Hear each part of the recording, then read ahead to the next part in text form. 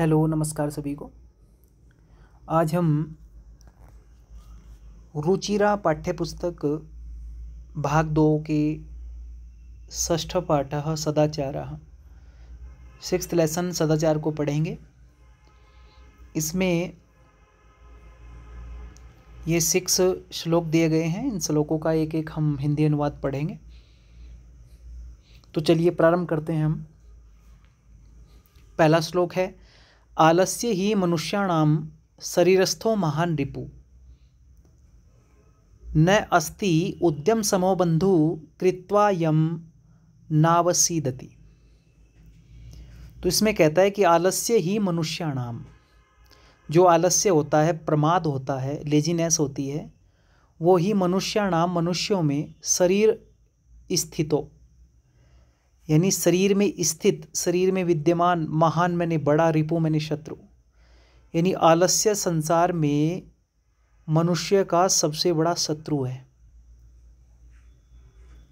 और ये ऐसा शत्रु है कि जो शरीर के अंदर रहता है, वहीं से शरीर को नष्ट करता रहता है। आलस्य, लेजीनेस।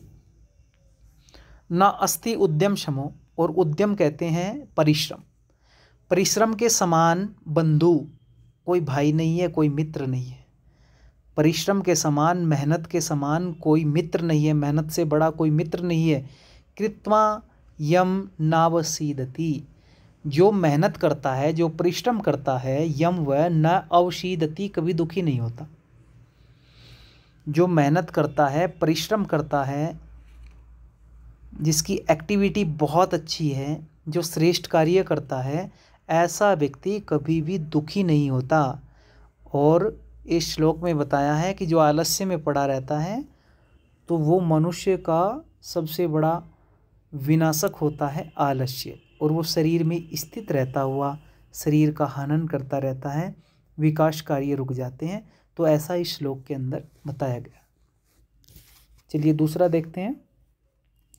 स्व कार्यम अद्य कुर्वीत पूर्वाह्ने चा अपराह्निकम नहि प्रतीयक्षते मृत्यु कृतम अस्य न वा कृतम। इसमें कहता है कि स्व किसे कहते हैं?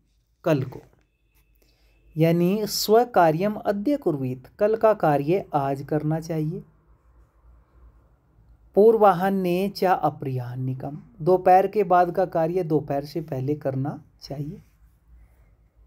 नहीं प्रतीक्षते मृत्यु कृतमस्य नैवा कृतम, मृत्यु इस चीज़ की प्रतीक्षा नहीं करती कि इसका यह कार्य हुआ कि नहीं।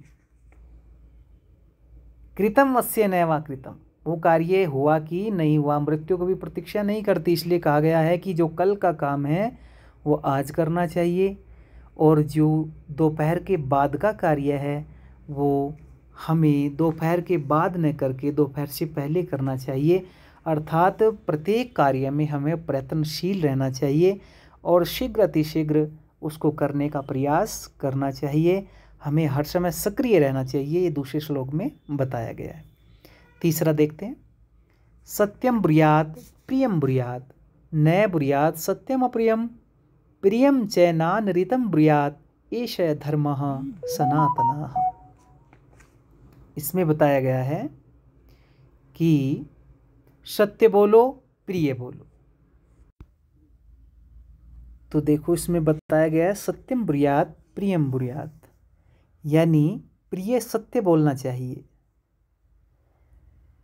न ब्रूयात् सत्यम प्रियम, और अप्रिय सत्य नहीं बोलना चाहिए। प्रियम च नानृतं ब्रूयात् एष धर्म सनातन, और प्रिय झूठ नहीं बोलना चाहिए, यह सनातन धर्म है। यानी झूठ चाहे कितना भी प्यारा हो वो हमें कभी भी नहीं बोलना चाहिए, हमेशा सत्य का आचरण हमें करना चाहिए।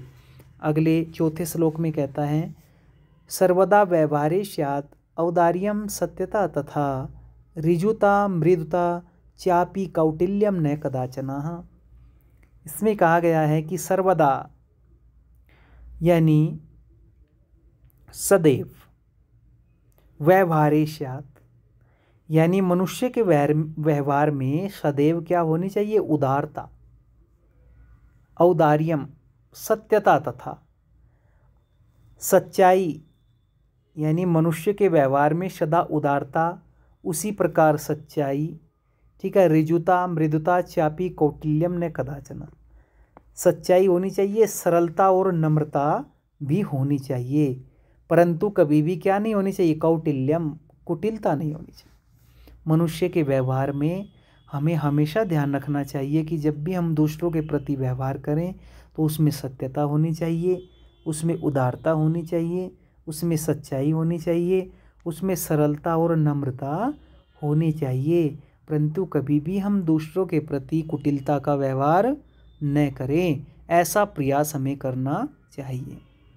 5वें श्लोक में बताया गया है, श्रेष्ठम जन्म गुरुम चापी मातरम पितरम तथा मनसा कर्मणा वाचा सेवेत सततम सदा।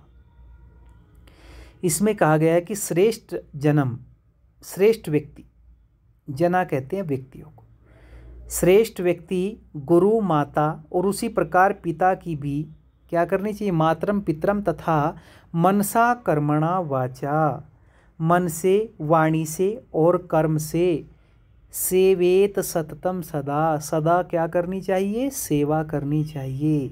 यानी श्रेष्ठ व्यक्ति को क्या करना चाहिए, गुरु की, माता की और उसी प्रकार पिता की भी मन वचन कर्म से सदैव सेवा करनी चाहिए। अपने माता पिता का सदैव सम्मान करना चाहिए, अपने गुरुजनों की हमेशा आज्ञा का पालन करना चाहिए। इस प्रकार का श्रेष्ठ आचरण इस श्लोक में करने को बताया गया है।